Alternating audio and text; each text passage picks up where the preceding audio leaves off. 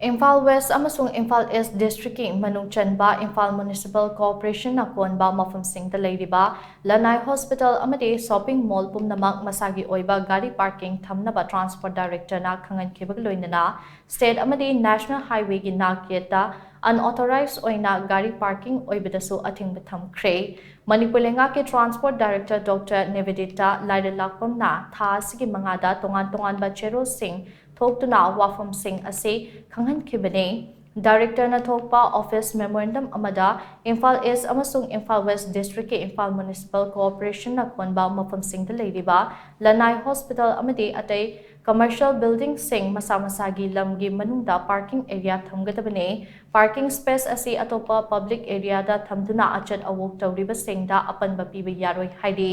Lannai Hospital sing Amadi shopping mall sing na masamasagi parking thamnaba wafamase traffic regulation and parking committee TRPC ki chairman su oiriba transport minister na chair loduna haukiba June 12 da phamkiba mifam amada warep lokibane Transport Director na Thokpa Tonganba Cherol Amada State Amadi National Highway gi naketa unauthorized Oiba Mongda parking Oiba Khudakta ATHINGBA THAMKHRE LOINANA parking Oiramba Singh District Administration amasung Police na takthokpagi thabak chatharagane New Secretariat Building mamangda lambigi mataida public parking ama hangdoknaba application ama pirakpaga mari leina kupna khanaraba matungda ATHINGBA ase thamkhibani hainasu order asina makatari